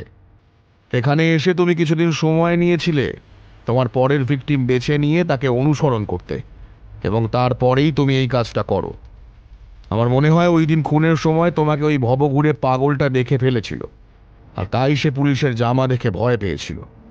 কারণ তোমার মুখে যতদূর সম্ভব কোনো একটা কাপড় কিংবা আমার অনুমান যা বলছে তাতে একটা মাস্ক থাকার কথা। পোস্টমর্টেম রিপোর্ট বলছে ভিকটিমরা মারা যাবার আগে প্রচণ্ড ভয় পেয়েছিল। এই কারণেই আমার মনে হচ্ছে তুমি কোনো মাস্ক কিংবা অন্য কিছু পরেছিলে, যাতে তোমার মুখ তারা কোনোভাবেই দেখতে না পায়। মৃণাল, তোমার কাছে একটাই প্রশ্ন করব, সত্যি করে উত্তর দাও তো, কাজটা কেন করলে? এমনিতেও তোমার আর কোনো বাঁচার উপায় নেই, সবটা স্বীকার করলে শাস্তি কমলেও কমতে পারে। সত্যি করে বলো তো, ওরা তোমার কি ক্ষতি করেছিল? সকলকে চমকে দিয়ে মৃণালের গলার স্বর আচমকায় যেন বদলে গেল। ক্ষতি ক্ষতি ক্ষতি ওরা করেনি, ক্ষতি করেছিল আমার ছোটবেলায় দত্তক নেওয়া আমার বাবা। সে সে আমার সাথে প্রতি রাতে একটা ভয়ঙ্কর মুখোশ পরে সঙ্গম করত, জোর করে আমায় যৌন নিপীড়ন করত। ছে, এর থেকে যদি আমি ছোটবেলাতেই মরে যেতাম তাহলে ভালো হতো। তখন থেকেই আমি প্রতিজ্ঞা করেছিলাম, বড় হয়ে যদি সুযোগ পাই তাহলে এর প্রতিশোধ আমি নেব। যদিও ছোটবেলাতেই প্রতিশোধ নিয়েছিলাম, সেই পাপকে আমি নিজের হাতে খুন করেছিলাম, আর তারপর তার সাথে তখনই আমি বুঝতে পারি আমার খুন করতে ভালো লাগে, আর আরো ভালো লাগে খুন করে তারপর সেই মৃতদেহের সঙ্গে সঙ্গম করতে। একটু থামে মৃণাল, তারপর ফের বলে, কিন্তু আমি বুঝেছিলাম একজন সাধারণ মানুষ হয়ে কোনোভাবেই পরপর এতগুলো খুন করা সম্ভব নয়। পুলিশ আমাকে ঠিকই ধরে ফেলবে। সেই কারণেই আমি ঠিক করি আমি নিজেই এই পুলিশের ভিতর ঢুকব। একবার পুলিশ হয়ে গেলে অত সহজে কেউ আমাকে সন্দেহ করতে পারবে না। তাছাড়াও আমার হাতে অনেক ক্ষমতা থাকবে। কোনো ভুল ত্রুটি হয়ে গেলে নিজের ক্ষমতা প্রয়োগ করে তথ্য প্রমাণ লোপাট করতেও পারবো। ছোটবেলার কোনো একটা ট্রমা থেকেই যে তুমি এই কাজ করেছো সেটা আমার আগেই মনে হয়েছিল। কিন্তু ওই মুখোশটা, ওটা কেন ব্যবহার করতে? আমার সেই দত্তক নেওয়া বাবা যখন আমার সাথে এসব ঘৃণ্য জঘন্য কাজ করত, তখন সে ওই মুখোশটা পরে থাকতো, আর তার শরীর থেকে একটা অদ্ভুত মিষ্টি আতরের গন্ধ আসতো। পরে আমারও যখন খুনের নেশা জেগে উঠল, আমিও যখন খুন করতে বের হতাম, তখন গায়ে ওই মিষ্টি আতর মাখতাম আর ওই মুখোশটা মুখে চাপিয়ে নিতাম। গভীর রাতে বৃষ্টি হলে সহজে কেউ বাড়ির বাইরে আসতো না। আমি অনুসরণ করতাম এমন কোনো মেয়েদের যারা অনেক রাত্রে বাড়ি ফেরে। তারপর একটা ফাঁকা জায়গায় তাদেরকে ভয় দেখাতাম। মুখোশ থাকার জন্য ভয়ে তারা কিছুক্ষণের জন্য নিজেদের স্বাভাবিক বুদ্ধি হারিয়ে ফেলত, আর তখনই তাদের নিজেদের কোনো জিনিস দিয়েই তাদের প্রথমে খুন করতাম। তারপর কোনো ফাঁকা জায়গায় টেনে নিয়ে গিয়ে এত বছর ধরে কেউ ধরতে পারেনি আমায়, কেউ না। কিন্তু আজ ওই ভবঘুরে পাগলটার জন্য। মৃণাল শেষের কথাগুলো দাঁতে দাঁত চেপে বলতে বলতেই হঠাৎ কোমরের খাপ থেকে পিস্তল বের করে পুলিশ কমিশনারের মাথায় ধরে। চুপচাপ যে যেখানে বসে আছিস বসে থাকবি, একটু বাড়াবাড়ি করলেই এর খুনি উড়িয়ে দেব। আচমকা এই ঘটনায় পুলিশ কমিশনার বেশ ভীত হয়ে পড়েন, কিন্তু বিক্রমের মুখ শান্তই থাকে আগের মতো। সে ঠান্ডা গলাতেই বলল, তুমি তা পারবে না আমি জানি। তুমি যা করেছো তা তোমার সাথে ঘটা ছোটবেলার একটা ট্রমা থেকে করেছো। একজন পুলিশ অফিসার হিসেবে তুমি এভাবে অকারণে কাউকে খুন করতে পারো না মৃণাল, আমি জানি। হাতের অস্ত্র ফেলে দাও মৃণাল, তুমি মানসিকভাবে বিপর্যস্ত, তাই তোমার শাস্তি কিছুটা কম হবে। আমি চেষ্টা করব তোমায় যেন মানসিকভাবে প্রথমে সুস্থ করা হয়। হয়তো তুমি এই চাকরিটা আর ফেরত পাবে না, তবে একজন সাধারণ মানুষ হয়ে তুমি যাতে বেঁচে থাকতে পারো তার চেষ্টা আমি করব। ভুলে যেও না তোমার স্ত্রী আছে, ছেলে মেয়ে আছে, পরিবার আছে, ওদের জন্য অন্তত তুমি এ কাজ করো না। মৃণালের চোখে মুখে যে রাগের ভাব ফুটে উঠেছিল এখন তা ধীরে ধীরে শান্ত হতে শুরু করল। তার হাত আপনা আপনি নেমে এলো নিচে। পিস্তলটা টেবিলের ওপর রেখে মাথা নিচু করে বসে রইল সে। একসময় বাইরে থেকে দুজন কনস্টেবল ঢুকে মৃণালের হাতে হাতকড়া পরিয়ে তাকে বাইরে নিয়ে গেল। তার সাথে সাথে পুলিশ কমিশনার নিজেও বাইরে গেলেন। সঞ্জয়ের অবাক ভাবটা কাটতেই সে এবার বলল, তুমি তুমি কি করে মৃণালকে সন্দেহ করলে বিক্রম? সহজ ব্যাপার। পঞ্চম থেকে ষষ্ঠ খুনের মধ্যে এই যে 5 বছরের একটা গ্যাপ রয়েছে, সেই গ্যাপটাই আমাকে প্রথম মৃণালকে সন্দেহ করতে বাধ্য করে। কারণ সে 5 বছর শহরে ছিল না, আর তখনই কিন্তু খুনগুলো বন্ধ ছিল। একটু ভালো করে খোঁজ নিলে দেখতে পাবে সে যেখানে বদলি হয়ে গিয়েছিল সেখানেও হয়তো এ ধরনের খুন করেছে। ডিএনএ রিপোর্টের সাথে পুলিশের প্রোফাইল মেলাবার কথাটা কিন্তু আমার মাথাতেও আসেনি। না আসাটাই স্বাভাবিক। পুলিশ কখনোই নিজের প্রোফাইলের সাথে খুনি বদমাইশের প্রোফাইল একভাবে মিলিয়ে দেখার কথা ভাবতেও পারবে না সঞ্জয়। তাই এখানে তোমার দোষ নেই। আর ওই মুখোশের কথাটা তুমি কিভাবে বললে? মৃণালকে সন্দেহ হবার পরেই আমি মৃণালের বাড়িতে তার স্ত্রীর সাথে কথা বলতে গিয়েছিলাম। তখন তার কাছ থেকে জানতে পারি তার কাছে ওরকম একটা অদ্ভুত ভয়ঙ্কর দেখতে মুখোশ রয়েছে, যেটা তার ছেলে মেয়েও বেশ ভয় পায়। তাই মৃণাল সেটা লুকিয়ে রাখে। তাছাড়া 6 নম্বর খুনটা যেদিন হয় সেদিন রাতে মৃণাল অনেক দেরি করে বাড়ি গিয়েছিল, আগেই বলেছি। তার পোশাকের এখানে ওখানে কাদা জল লেগেছিল। তার স্ত্রী জানতে চাইলে সে বলে অপরাধী ধরতে গিয়ে এটা হয়েছে, কিন্তু সেদিন কোনো অপরাধীর সাথে কোনো মোকাবিলাই হয়নি, সেটাও আমি খোঁজ নিয়ে দেখেছি। তখন থেকেই তার উপর সন্দেহ হয়। তারপর যখন ওই পাগলটা তোমাদের দেখে ভয় পেল, তখনই আমার মাথায় আসে পুলিশের প্রোফাইলের সাথে এই খুনির ডিএনএ টেস্ট করে দেখা দরকার। আর টেস্টে তো রিপোর্ট একেবারে চোখের সামনে চলে আসে আমার। তারপর বাকিটা মেলাতে খুব একটা অসুবিধা হয়নি। কি বলে যে তোমায় ধন্যবাদ দেব বিক্রম। আমাদের মধ্যেই খুনি এতদিন ধরে বসেছিল, অথচ দেখো আমরাই তা বার করতে পারছিলাম না। আসলে কি জানো সঞ্জয়, খুনিকে তো দেখতে ঠিক খুনির মতো হয় না। তারা হয় অতি সাধারণ মানুষের মতোই। কার মস্তিষ্ক কখন ঠিক কোন অপরাধ প্রবণতা নিয়ে কাজ করে চলেছে তা আমরা জানি না।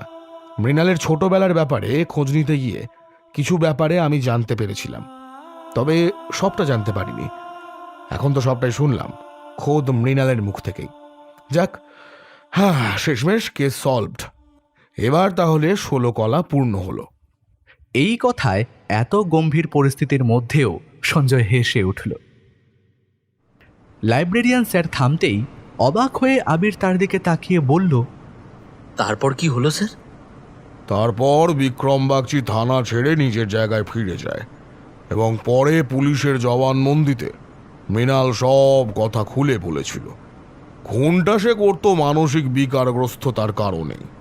খুন করার নির্দিষ্ট কোনো মোটিভ কিংবা উদ্দেশ্য তার ছিল না। তবে একটা খুন করার জন্য সে অনেকটা সময় তার পেছনে ব্যয় করত। তাই তাকে ধরা কিংবা কোনো সূত্র খুঁজে বের করা ভীষণ কঠিন ব্যাপার হয়ে পড়েছিল। বিক্রম নামের এই অফিসার, মানে যার কথা আপনি বললেন, তিনি কি আরও কোনো কেস সলভ করেছেন স্যার? লাইব্রেরিয়ান স্যার এবার আবিরের দিকে হাসি মুখে তাকালেন, তারপর বললেন, গল্প বুঝি খুব পছন্দ হয়েছে? দুর্দান্ত লেগেছে স্যার। আরেকটা গল্প শোনাবেন কবে? লাইব্রেরিয়ান স্যার চেয়ারে আড়মোড়া ভাঙতে ভাঙতে বললেন, আজকের গল্প এখানেই শেষ। পরের গল্প অন্যদিন শোনাবো। এবার তোমায় শোনাবো এমন একটা খুনের ঘটনা যেখানে খুনি এমন একটা জিনিসকে মার্ডার ওয়েপন হিসেবে ব্যবহার করত যা মানুষের কল্পনারও অতীত। ডিটেকটিভ বিক্রম বাগচি কিভাবে নিজের বুদ্ধি দিয়ে কেসটা সলভ করলো সেটাই পরের দিন তোমাকে শোনাবো। আজ তাহলে ওঠা যাক, চলো। কিন্তু এই বিক্রম বাগচির সঙ্গে আমার পরিচয় করাবেন না? লাইব্রেরিয়ান স্যার এইবার হেসে উঠলেন, হবে হবে, সেটাও না হয় হবে। আজ উঠি, কেমন? ঠিক সেই সময় আবির দেওয়ালের ঘড়ির দিকে তাকিয়ে দেখল 5টা বেজে গেছে। লাইব্রেরি বন্ধ হওয়ার সময় হয়ে এসেছে। মনটা খারাপ হলেও একটা অন্যরকম আনন্দও কিন্তু মনের ভেতর ভেতর অনুভব করতে লাগলো। এখন থেকে নিয়মিত ও এখানে আসবে ডিটেকটিভ বিক্রম বাগচির গল্প শুনতে। ভাবতেই কেমন একটা উত্তেজনা অনুভব করলো ও বুকের ভেতরে। কি জানি কোন রহস্য অপেক্ষা করে আছে বিক্রম বাগচির পরের কেসে।